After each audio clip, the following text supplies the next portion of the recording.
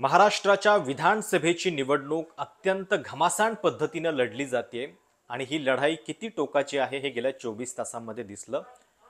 काल दिवसभरामध्ये सकाळी बातमी होती विनोद तावडेंची नालासोपारामध्ये पैसे वाटप करतानाच्या त्यांच्या काही दृश्यांवरून दिवसभर खळबळ उडाली आणि संध्याकाळ होता होता बातमी सुरू झाली ती सुप्रिया सुळे आणि नाना पटोले यांच्या एका कथित audio क्लिपची।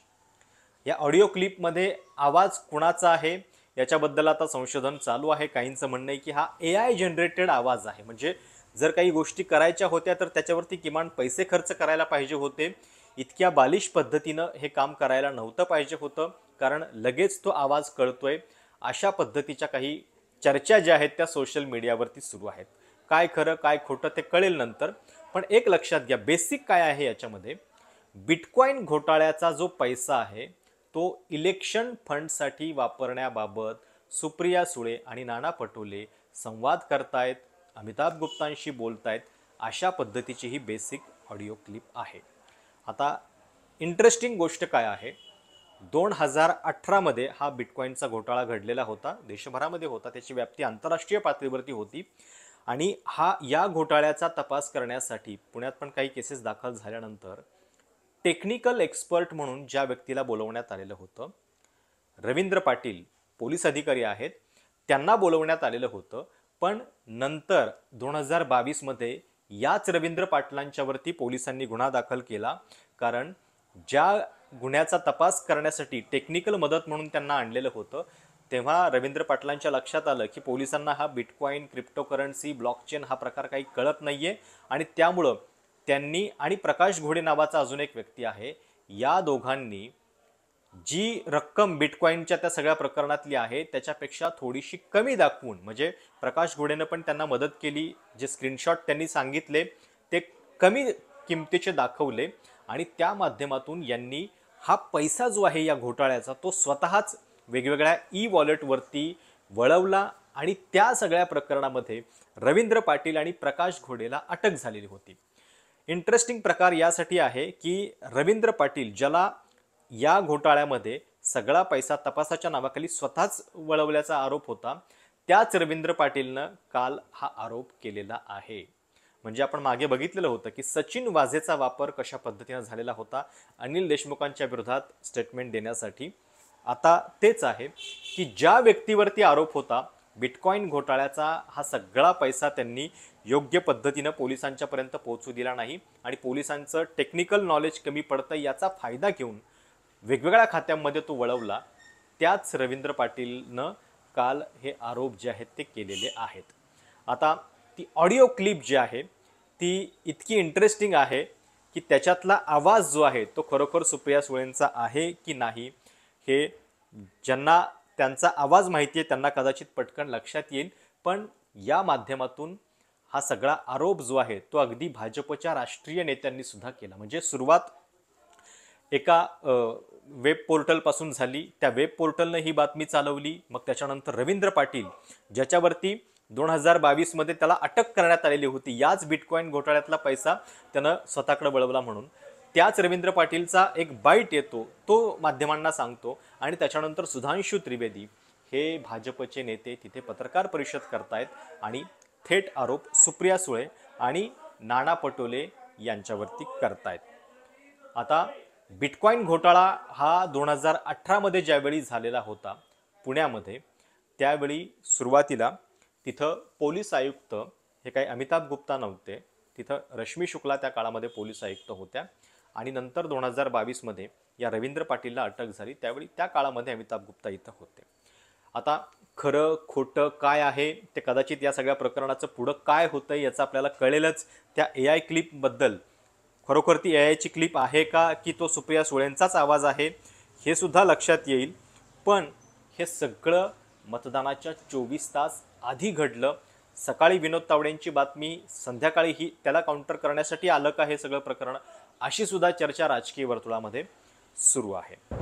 Boss, why don't you go ahead and cash out all the bitcoins? The prices are favorable right now, and with the elections approaching, we're going to need substantial funds. Don't worry about the inquiries. Once we're in power, we'll handle them. Just get it done. Boss Gaurav, what's happening? None of you people are responding. Don't play games with me at all. Gupta is vanished, but what happens to money then? He says all bitcoins and cash is with you. Call me or Aditi urgently, we need to have cash. Elections are going on. Gaurav, why are you not responding to us? We need to have cash, boss. Supriya सुळेंनी ज्यावेळी ही सगळ्या क्लिपची चर्चा सुरू झाली त्याच्यानंतर election commission आणि cyber crime डिपार्टमेंटकडे याची थेट तक्रार केलेली आहे आणि आपण या सगळ्या प्रकरणामध्ये चौकशीसाठी तयार आहोत. हे सगळे आरोप आपल्याच्या विरोधात चुकीचे आहेत हे सांगितलेलं आहे आणि त्यामुळे त्यांनी थेट चौकशीचं किंवा याच्या सगळ्या संदर्भात गुन्हा दाखल करण्याचं आवाहन जे आहे ते सुद्धा पोलिसांना केलेलं आहे.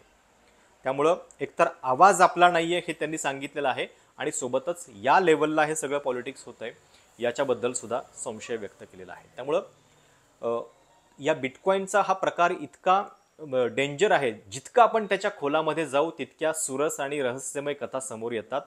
अमित भारद्वाज हे नाव गुगलवरती सर्च करून बघा, तुमच्या लक्षात येईल की हा काय प्रकार आहे.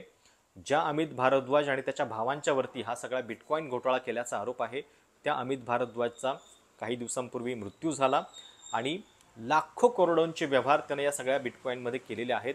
तो पैसा त्यातला आता किती रिकवर होतोय की अशा पद्धतीनं रवींद्र पाटील यांच्यासारखे आरोप 4000 पानांचं एक चार्जशीट पोलिसांनी तयार केलेलं होतं आणि रवींद्र पाटील यांच्यावरती आरोप केलेले होते. त्या रवींद्र पाटलांनीच आता पुन्हा एकदा हे आरोप जे आहेत ते केलेले आहेत आणि हा पैसा जो आहे तो निवडणुकीसाठी वापरण्याची त्या पद्धतीनं सूचना जी आहेत त्या सुप्रिया सुळे देत होत्या, हा याच्यामध्ये आरोप करण्यात आलेला आहे. एकतर पहिली गोष्ट की विरोधी पक्षनेते जे आहेत ते इतके सक्षम आहेत की ते व्यवस्थेतल्या एका अधिकाऱ्याला सांगून त्या घोटाळ्यातला पैसा आपल्या इलेक्शन फंडसाठी वापरतायत. दुसरी गोष्ट म्हणजे ब्लॉकचेन, म्हणजे थोडीशी मी जी माहिती घेतली त्याच्यातनं असं कळालं की ब्लॉकचेनचे जे व्यवहार असतात ते म्हणजे कुठेही लपूच शकत नाहीत. त्याचं ट्रेसिंग जे आहे ते व्यवस्थित लक्षात येतं आणि त्यामुळं जर अशा पद्धतीनं बिटकॉईनमधून पैसे वळवले तर ते लपवलं जाऊ शकत नाही आणि तीच गोष्ट जी आहे ते करायला सुप्रिया सुळे आणि नाना पटोले सांगत होते. हा आरोप या ठिकाणी करण्यात आलेला आहे. अजून एक महत्त्वाची गोष्ट याच्यामध्ये आहे की थेट सुप्रिया सुळेंच्या वरती आरोप आता भाजपनं करायला सुरुवात केलेली आहे. काही दिवसांपूर्वी ही चर्चा होती, अजित पवारांच्या विरोधात सुद्धा चौकशी होत होती, पण शरद पवार आणि त्यांच्या घरापर्यंत थेट हे सगळं प्रकरण पोहोचत नव्हतं. पण आता ही सुरुवात झालेली आहे. त्यामुळं एक प्रकारे राजकीय हत्यारं जी आहेत ती उपसली गेलेली आहेत आणि ती आता या लेवलपर्यंत येणार ही गोष्ट याच्यातून स्पष्ट झालेली आहे. आपल्याला माहिती आहे की शरद पवार आणि नरेंद्र मोदींचे संबंध जे आहेत ते चांगले आहेत. याच्यामधला एक दुवा जो आहे समान तो गौतम अदानी नावाचा सुद्धा आहे.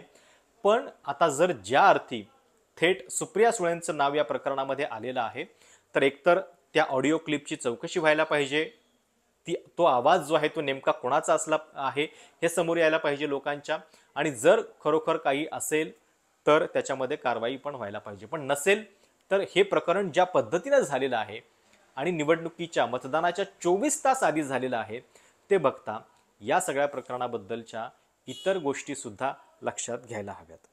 मतदानाच्या 24 तास आधी दोन्ही बाजूंनी दोन सेन्सेशनल प्रकरणं अशा पद्धतीनं समोर आलेली आहेत. आता तावडेंच्या प्रकरणामध्ये सुद्धा त्यांनी आरोप नाकारलेले आहेत. त्यांचं म्हणणं आहे की मी तिथं निवडणूक प्रक्रिया समजावून द्यायला गेलेलो होतो, तिथं काही कॅश 10 लाखांची जवळपास सापडली असं सांगितलं जातंय. त्या प्रकरणात पुढे काय कारवाई होतीये हे पण आपल्याला बघावं लागेल. पण एक प्रकारे त्या बातमीला कुठंतरी काउंटर करण्यासाठी मग अचानकपणे हे सगळं प्रकरण काढलं गेलं का हे सुद्धा बघायला पाहिजे. काय पुढं होतंय याच्यावरती आपली नजर असेलच, पण या इतक्या टोकानं आणि इतक्या त्वेषानं ही निवडणूक लढली जाते हे तुम्हाला या सगळ्या प्रकरणातून लक्षात आलं असेल. तुमची काय या सगळ्याबद्दलची प्रतिक्रिया आहे?